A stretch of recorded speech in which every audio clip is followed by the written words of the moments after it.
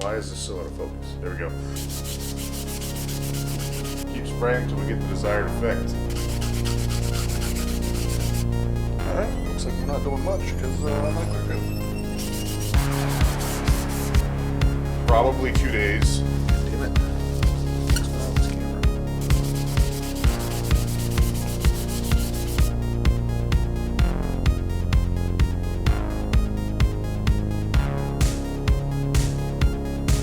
Paint's been drying for a few hours. The instructions for this clear coat say 30 minutes to 24 hours. Somewhere in there you want to spray the clear on. Like I said, it's kind of cold today, so I've been letting it dry for a few hours. It's set now, so what I'm going to do is mix up clear coat and hardener, throw some of this paint huffer or snow cone flake in it. I'm probably going to mix up about probably 5 ounces of clear coat and then what is that, 1.25 ounces of hardener. Is that right? 4-to-1? Yeah.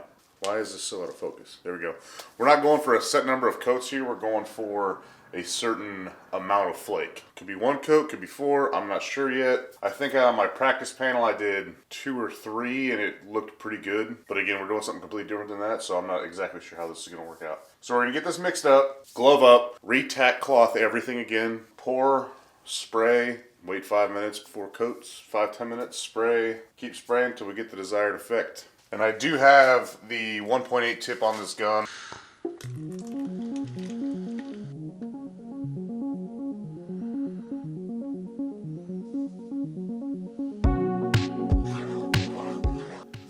Now, before I get into this and jump forward, I'm letting this cure for about 2 days just because of the weather. It says overnight cure up to 24 hours, maybe more depending on the temperature. That's based at 70 degrees. I'm going to give it a little bit longer.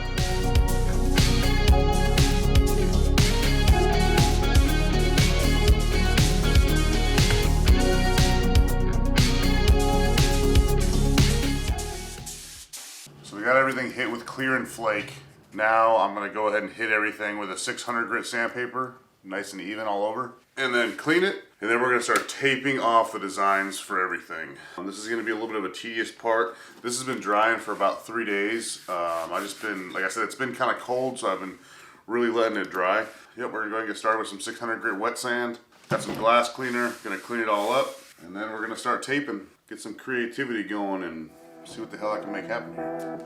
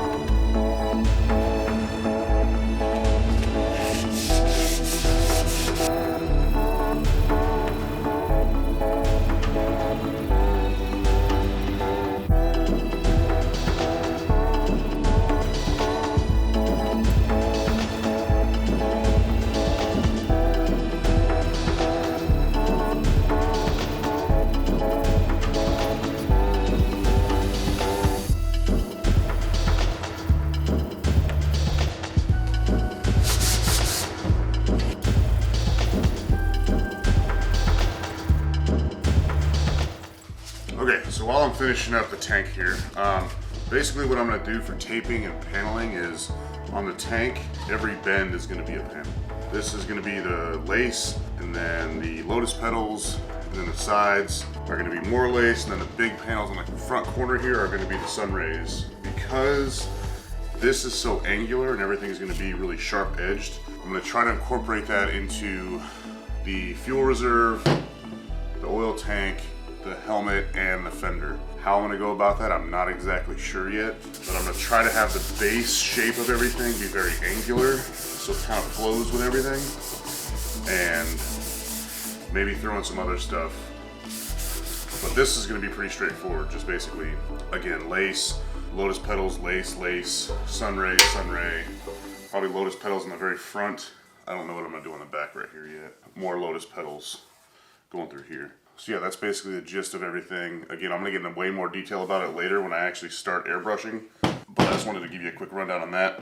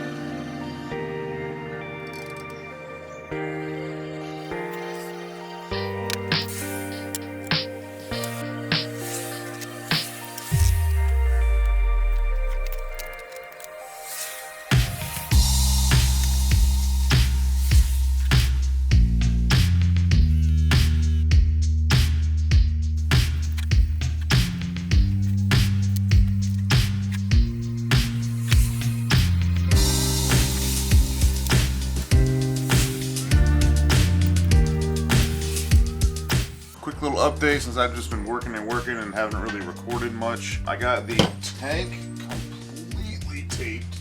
So there's that. As you can see, I got the border around it with the small line on the inside.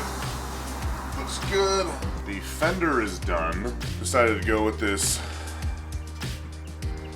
V kind of triangle shape. I'm in the middle of the fuel reserve bottle. Kind of going with a similar pattern as the fender with the V's, and I'm going to put some smaller tape on here as well. I'm going to border around it. The reason I'm doing this pattern specifically is because the tank is, like I said earlier, very angular. There's no roundness on the tank. So I'm trying to incorporate more geometric shapes on the fender, fuel reserve, the oil can, and the helmet, because they're all very round objects. So I'm trying to make everything flow together. So yeah, I'm gonna go ahead and continue work on this, and then next up should be the oil tank.